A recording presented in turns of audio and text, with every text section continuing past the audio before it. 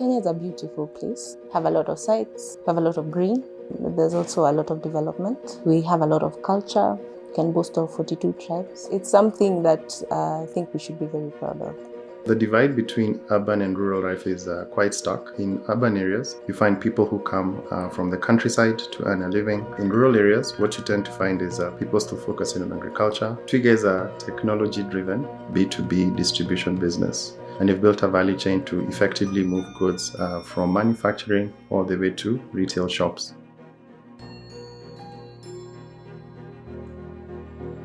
Mama Mboga would define her as a fresh produce retailer. They source for the fresh produce from the wholesale markets and they bring them down to their shops in the residential areas. They wake up very early in the morning at 4 a.m. So there's a level of insecurity that they are exposed to every morning. Another challenge that a Mama Mboga might face is having to deal with brokers. So that means that by the time they are getting their produce, there's a markup.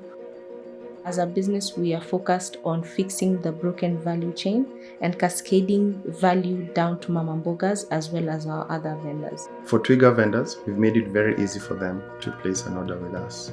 They simply need to open our app, place an order, and we guarantee next day delivery. Our platform is able to determine location, the best way and the most efficient way to get that produce to them possible so that they can sell it to their customers. Before Twiga tulikuwa tunaamka like 4. Lazima uende utafute produce. Saa zingine utaenda ukose. Twiga imenirahisishia vitu for now. A unique challenge that we face while designing the platform for our vendors is actually marrying systems thinking and human-centered thinking. At Twiga, one of the key insights when developing tools and products was to make sure we understand them end to end.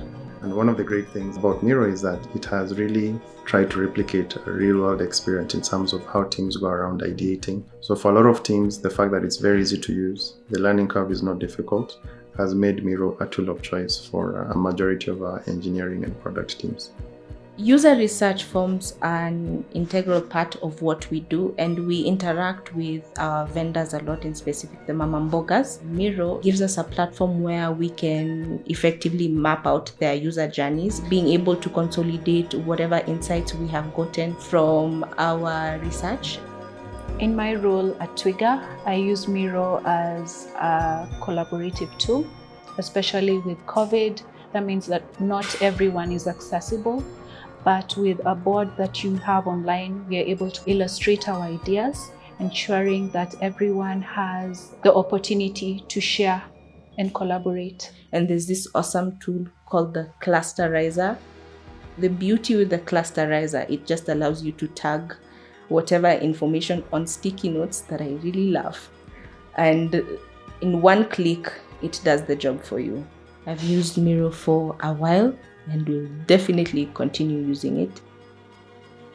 I think if I can point out a place where I felt like to this point we were still indebted to our neighborhood Mama Mboga was a time when things were really tough and we could reliably depend on our Mama Mboga to ensure that we still had food on the table. So even on the rainy days, we couldn't say that we slept on an empty stomach, because they actually gave themselves to ensuring that we were still on our feet as a family. So you can never convince me that a Mama Mboga is just that, because they are way more. They're actually family.